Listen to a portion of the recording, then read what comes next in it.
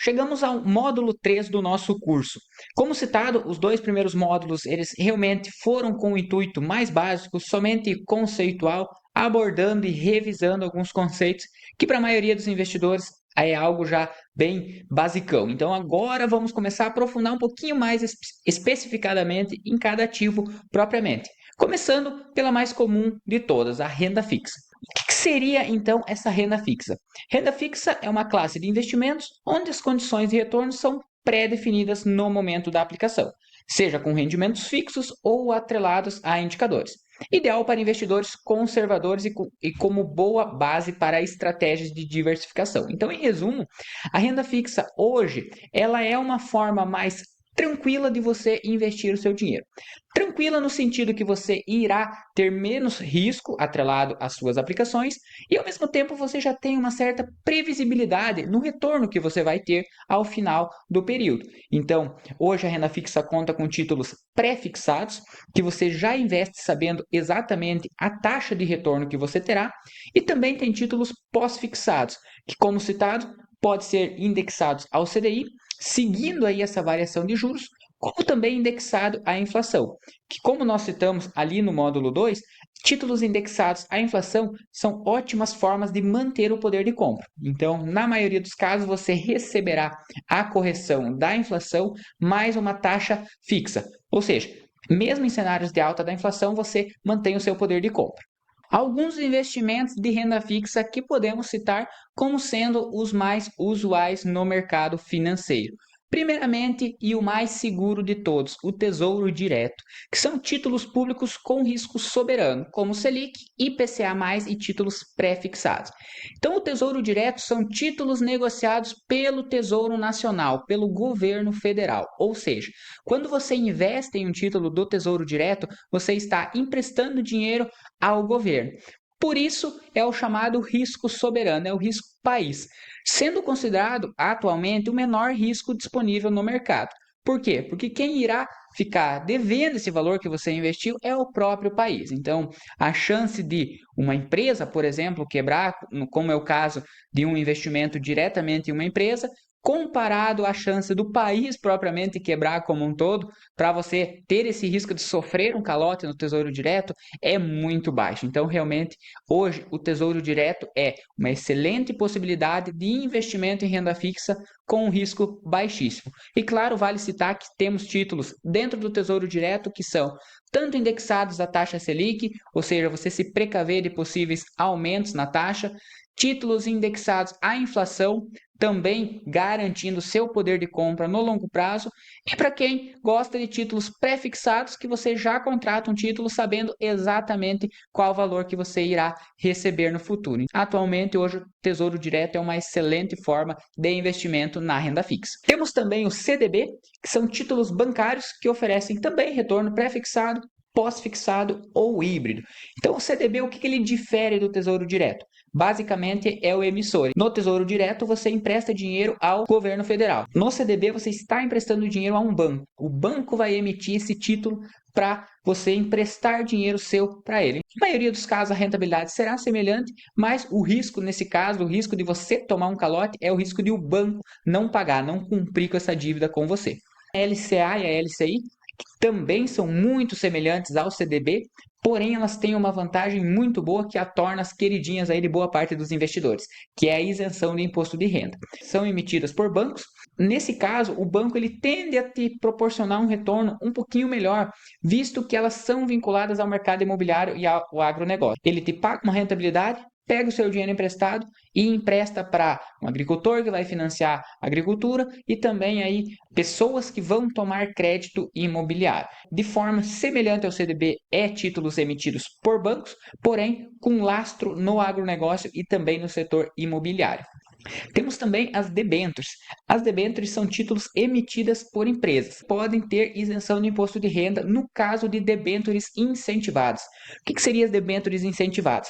São debêntures emitidas por empresas que investem em setores de, por exemplo, construções de pontes, hospitais, setores que possam vir a ajudar a população no futuro. Então, são obras incentivadas pelo governo. governo, como forma de incentivar a aplicação de recursos nesse ramo, nesse setor, ele isenta o imposto de renda para a pessoa física. De forma semelhante ao CDB, também são títulos que podem ser pós-fixados, podem ser pré-fixados, porém a diferença primordial é o emissor. No caso do CDB é um banco, no caso do Tesouro Direto a gente citou é o governo federal e no caso das debêntures é uma empresa. Obviamente o risco embutido nessa aplicação é muito maior. A chance de uma empresa entrar numa recuperação judicial ou dar um calote nesses títulos de dívidas é muito maior comparado a um banco. Por isso que ela tende, ao mesmo tempo, a trazer um retorno melhor. Temos os CRIs e os CRAs, que são muito semelhantes às LCIs e às LCAs, porém, na LCI e a LCA que são emitidos por um banco, os CRIs e os CRAs são emitidos por securitizadoras. Tem um risco maior e pagam um retorno um pouquinho melhor comparado às LCA e às LCI. A mais conhecida de todas, a mais antiga, que é a poupança. Creio que a gente nem precisa se aprofundar muito, basicamente todo mundo conhece. O que seria hoje o principal problema, entre aspas, da poupança, como a gente citou lá no primeiro módulo, é que a poupança ela tem um rendimento já basicamente fixo, ela é muito limitado comparado aí em cenários de alta de Selic e em alta de inflação. Na poupança é totalmente comum você deixar o seu dinheiro aplicado por um ano, por exemplo, ganhar 5% de rendimento e a inflação fechar em 5,50%, 6%. Em muitos casos, a poupança, literalmente, ela perde para a inflação. Você deixando o dinheiro na poupança, ao mesmo tempo que passe esse horizonte de tempo, você está perdendo o teu valor de compra. Entre aquela tabelinha lá de poupar e investir, a poupança estaria entre meio, porque você tem sim um rendimento, porém, na maioria dos casos, se é suficiente, é minimamente suficiente para ultrapassar aí o poder de compra, nesse caso, a inflação. Os riscos da renda fixa. O primeiro é o risco de crédito, ou seja, a possibilidade de calote do emissor. Como a gente citou, se você aplica o valor num CDB, você tem risco de o banco não te proporcionar um pagamento. É um risco baixo? Sim, mas ele existe, então sempre haverá esse risco de crédito. Da mesma forma, numa debênture, também tem o risco de a empresa não honrar com o seu pagamento. Então, é um risco de crédito preponderantemente baixo, claro, porém ele sempre irá existir. Temos também o risco de mercado, que seriam os impactos da volatilidade nos preços, especialmente nos títulos pré-fixados, que é o que causa a famosa marcação ao mercado que a gente já vai conversar um pouquinho mais adiante. Mas o que seria esse risco de mercado? É você comprar um título e em determinado momento você não conseguir vender ele com o preço que ele vale. Você compra um título pré-fixado que está pagando 13%. Se a Selic sobe a 15%, na teoria, o seu título ele está pagando menos do que as taxas praticadas atualmente no mercado. Nesse caso, se você for tentar vender, dificilmente você vai conseguir uma rentabilidade de 13%. Por quê? Porque no mercado estão pagando mais. Você torna dificultosa a venda pela taxa efetiva que o título deveria lhe proporcionar. Temos também o risco de liquidez, que é a dificuldade em vender o título antes do vencimento. Por exemplo, o CDB, na maioria dos bancos, ele possui a chamada liquidez diária, que significa que qualquer dia você consegue vender o valor, no caso aplicado, você consegue resgatar esse valor sem perder nada. Então, você ganha o rendimento e resgata o valor a qualquer momento, na maioria dos casos. Mas também, entrando no caso, por exemplo, de uma debênture, a maioria delas tem um prazo pré-determinado. 3 anos, 5 anos, por exemplo. Se você precisar vender antes, na maioria dos casos você tem esse problema de liquidez, porque você tem que encontrar um segundo comprador que aceite comprar esse título de você.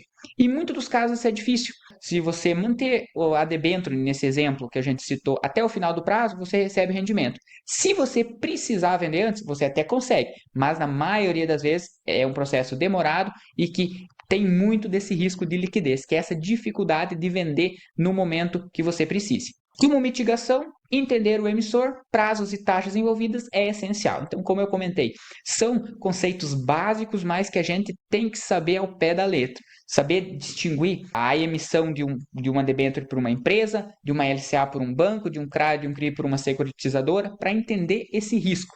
Tanto esse risco de calote, como também o risco de vender, o risco de liquidez. Marcação a mercado. Então, o que seria esse termo que até muita gente me questiona sempre?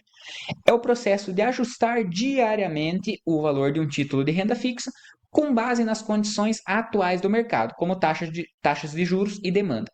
Quando as taxas de juros sobem, o preço do título tende a cair. E quando as taxas caem, o preço do título aumenta. Em outras palavras, pessoal, como eu dei um breve relato anteriormente, se em determinado momento você compra um título que ele está te pagando uma taxa de 10%, por exemplo, e a taxa de juros ela cai, supondo que em 3 anos a taxa de juros está 5%, se você quiser vender o seu título que paga 10%, você concorda comigo que se você colocar no mercado, onde a taxa atual é 5, você irá facilmente vender o seu título que paga 10, visto que ele vai estar pagando o dobro da taxa praticada no mercado atualmente.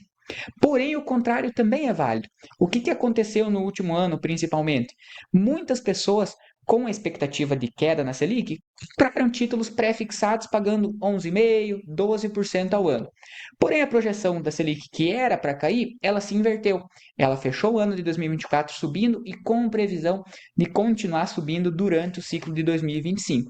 Automaticamente, um título que lá atrás era uma rentabilidade muito boa de 12%, hoje, com taxas praticadas na faixa dos 15%, ele é um título que está, entre aspas, deixando de ganhar certo rendimento. Então, eu, Rodrigo, hoje, não vou comprar um título de um investidor que está vendendo a 12%, sendo que o Tesouro Nacional, Tesouro Direto com o menor risco do país, está me proporcionando um título a 15%. Essa pessoa que quer vender um título a 12% não vai conseguir vender.